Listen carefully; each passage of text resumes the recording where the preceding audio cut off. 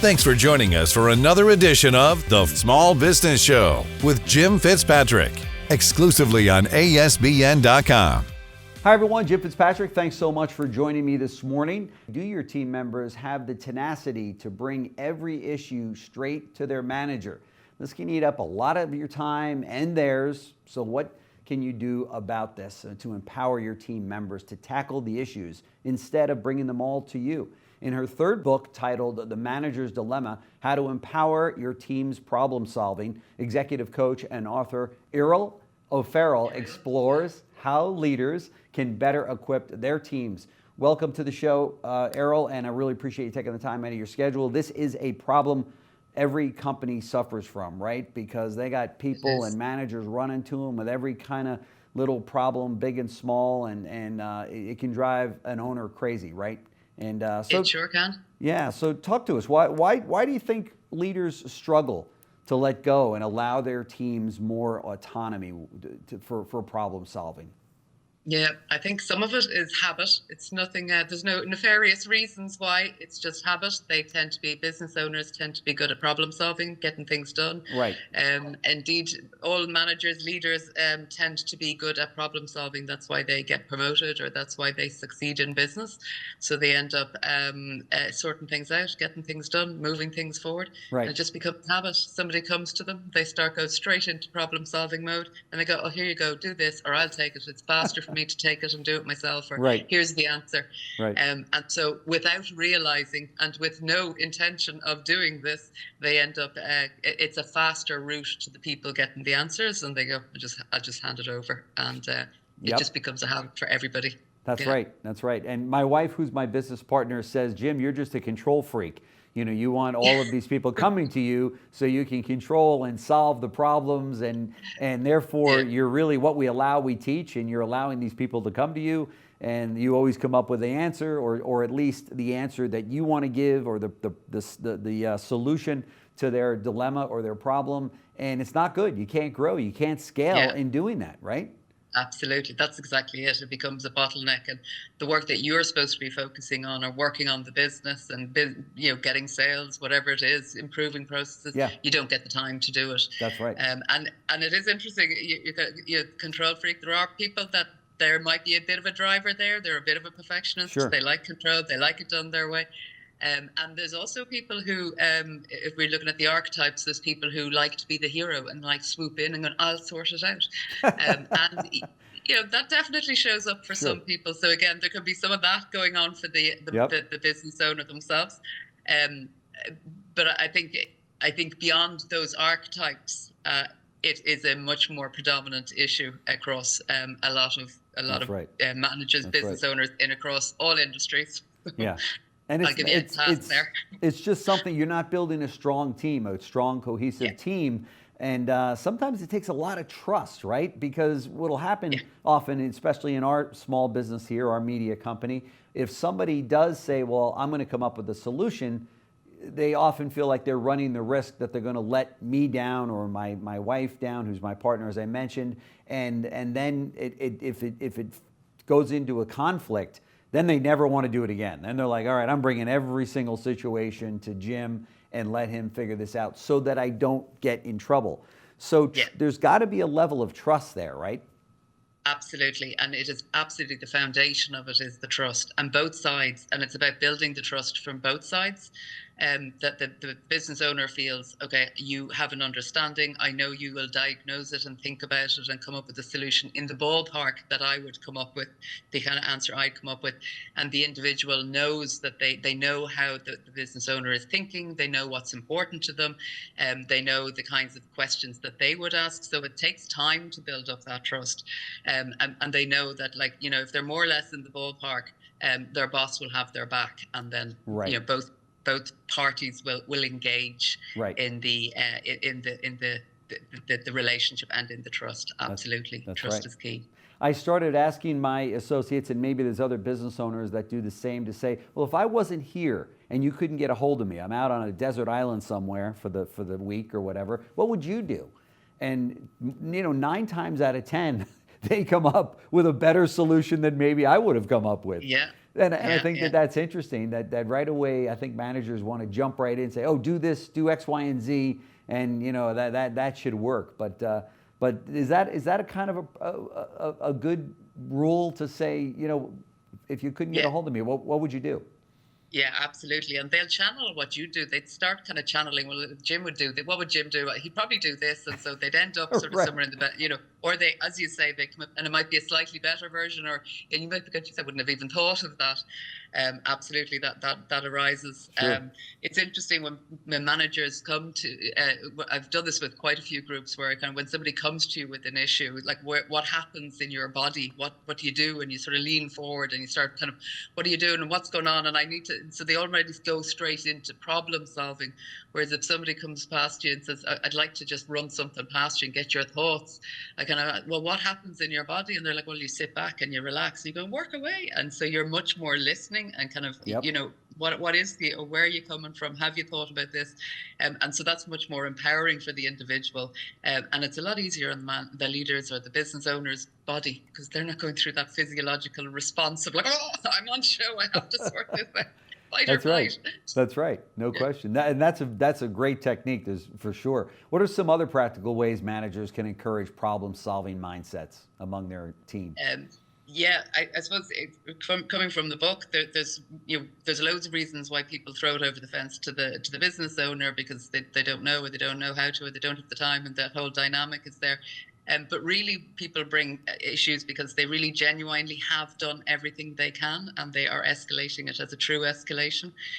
They might be keeping them in the loop, actually letting them know, I did all of this, and I'm just telling you. But because they present it as a problem, the business owner goes straight into the problem solving, and they go, I'm not doing that again. Just give it to them to solve. And then the other reason is they are truly stuck and they do need a sounding board. Yeah. So even asking, recognizing kind of why is somebody coming to me, but asking the person, what are you coming to me for? What's the ask from me? And out of these three reasons, why are you coming to me? Because then we can respond appropriately, both in our bodies and in our reactions. We can respond appropriately. Sure. What are some mistakes that you've seen managers make when it comes to empowering their teams?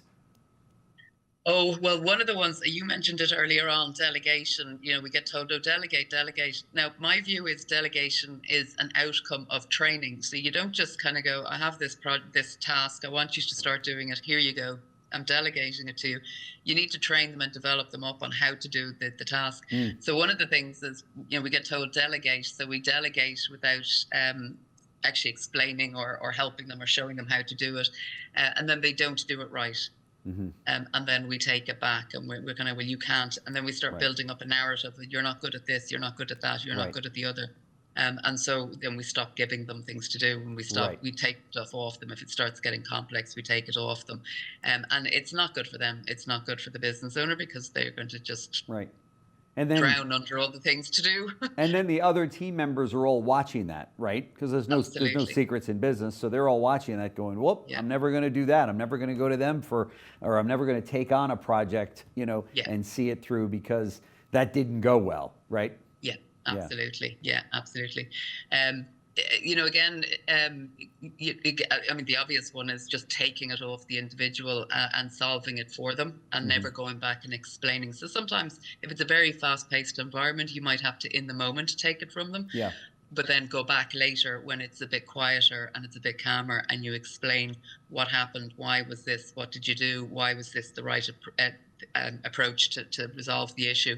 And so next time, ask them what they would do differently and get them to understand what they should do the next time that situation arises. Yeah.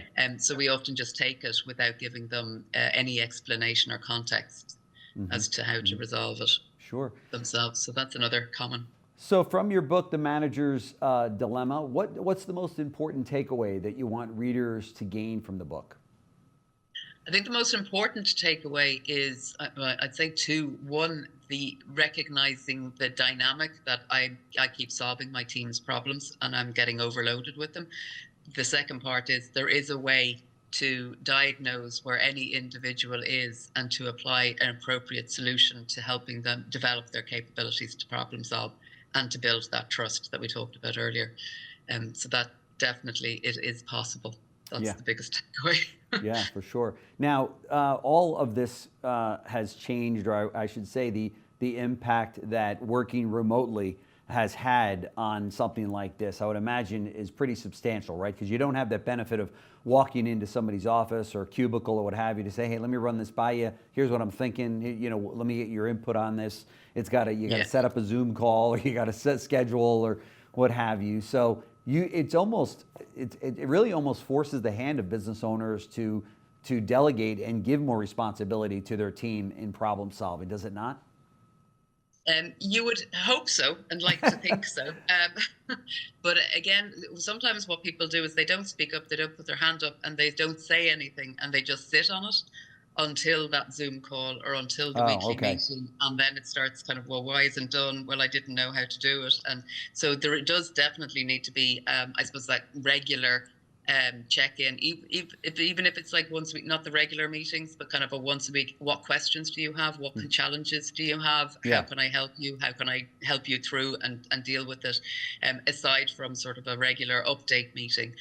So you kind of almost have to build that in, and that's a bit of an effort for people to start building that in, to kind of go, I can't just drop by and just say it to you. I have to formally, as you say, formally set up a meeting. But if you did it on a weekly basis, had that kind of forum to have that conversation, then it would be built into it, and it will become the second nature the way we do it. Yeah. It seems to me that at the end of the day, and there's different personality types of leaders for sure. I'm sure some certain ones work better in this environment than others. I guess maybe my wife is right. I am somewhat of a control freak, and I want to be in on every solution so that we don't mess up the project. See, right away, I'm assuming that they're going to mess up the project. But that's probably very common, right? Yeah, and it's interesting because I'm laughing because having the control is slightly different to solving the problem. So we can still build in the control and go, you're not doing anything until you run it past me. Right. As opposed to being involved in everything. So there's a subtle difference there. So you might be kind of going, look, go away, come up with a recommendation or 2 recommendations. What do you think we should do? Run them past me, but you're not doing anything until I've had my input, or I've run my eye over it. And what again, not taking over, but asking questions to get them thinking and kind of going, hadn't thought of that. Tell them go away, come back, or whatever. Get a better, a more encompassing solution, and gradually they start coming to you and going, here's what we're thinking, and you go, absolutely, that's it. Right. I don't need to worry about it. That's where the trust comes in. That's right. I had one employee that worked for me that would come to me with, hey, here's what I think we should do. And the first few times, I didn't agree with that individual on that situation. They were a young associate and they were new with the company, and I had to make the call. And I said, I hear what you're saying. I appreciate your input, but we got to go in this direction instead of your direction. And then they shut down after about the 3rd time. They never brought again, and they just said, well, why would I? Because you never take my recommendation on the solution here. Well, they were right, but so that's kind of a challenge there, isn't it? It is. It's a real challenge. And some of it, what I would always say to people, will be to ask questions to get them thinking of, the direction you need to go, or why their solution won't work. So asking questions to get them thinking about, have you considered this? Have you considered that? Can help them to see the bigger picture. Good point. And why something might not work. Because obviously you've 30 odd years experience, and they've got 3 months or whatever it is. Yeah. And so they're not going to see the bigger picture of things.